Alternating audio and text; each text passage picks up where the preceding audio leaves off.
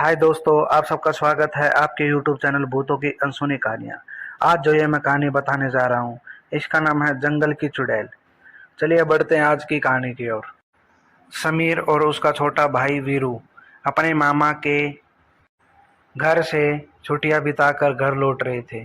घर जल्दी पहुंच इस वजह से समीर ने जंगल वाले शॉर्टकट से जाने का निर्णय लिया, मगर वीरू उस रास्ते से जाने के लिए तैयार ना था, क्योंकि बड़े बूढ़े से उसने जंगल में चुड़ैल और प्रेतों की कहानियां सुनी थी। वह बोला, भैया मैं जंगल के रास्ते नहीं जाऊंगा, क्योंकि वहां चुड़ैल का साया है। समीर बोला, क्यों तू बेकार में डर रहा है? तेरा बड़ा भाई है ना तेरे साथ, और ये भूत प्रेत चुड़ैल कुछ नहीं होता, सिर्फ मन गढ़ंत कहानियां होती है। और फिर हमें घर जल्दी भी तो पहुंचेंगे। किसी तरह समझा बुझाकर समीर ने उसे मना लिया और पक्की सड़क छोड़ के जंगल के रास्ते मंडोली। तकरीबन 10 मिनट गाड़ी चलाते रहने के बाद उन्हें झोपड़ी दिखाई दी, जिसके आंगन में एक बुढ़िया झाड़ू लगा रही थी।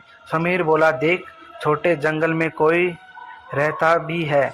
वीरू बोला, भाई पक्का इंसान ही है या फिर कोई चुड़ैल। समीर बोला, फट्टू साले तू कहीं ले जाने के लायक ही नहीं है, तू सो जा। इतना बोल के समीर उस पे हंसने लगा। आगे चलकर थोड़ी देर बाद उसने फिर से वही झोपड़ी दिखाई दी और वही बुढ़िया आंगन में बैठी थी। वीरू बोला, समीर भाई देखो वही बुढ़िया झोपड़ी यहाँ फिर से आ गई, लगता है आज हम मरने वाले हैं। समीर बोला फिर से, हो गया चालू तेरा?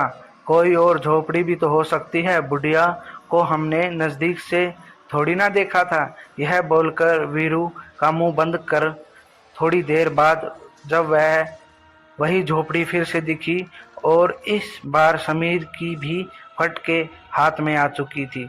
डर से उसका चेहरा पीला पड़ने लगा था और वीरू के चेहरे पर तो हवाइयाँ उड़ चुकी थी। समीर वीरू से बोला, मुझे तेरी घड़ी दे। वीरू रोते रोते बोला, क्यों मरने से पहले मेरी घड़ी लेना चाहता है क्या? बोला था ना जंगल के रास्ते मत चलो। समीर बोला, तू घड़ी दे और रोना बंद कर, बाकी मैं संभालता हूँ। वीरू ने घड़ी निकाल के गुस्से में समीर को दी और फेंक दी। समीर ने घड़ी में टाइम देखा, शाम के 5 बज चुके थे। उसने वह घड़ी कार से उस झोपड़ी के नज़दीक रास्ते में एक जगह गिरा दी और गाड़ी तेजी से भगाई।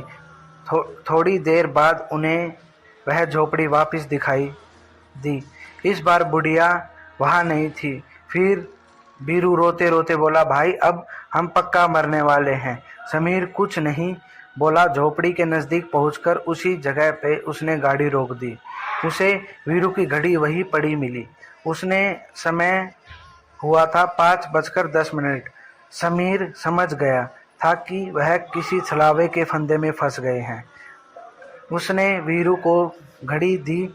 उसने रोते रोते वह पहन ली। समीर ने उससे कहा कि तू गाड़ी में ही रुक, मैं इस भूतनी से मिलकर आता हूँ, और झोपड़ी की ओर चल दिया।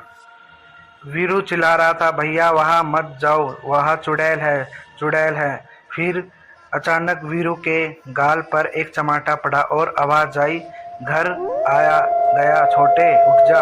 और वीरू आंख मलते हुए उठा तो गाड़ी के आंगन में थी।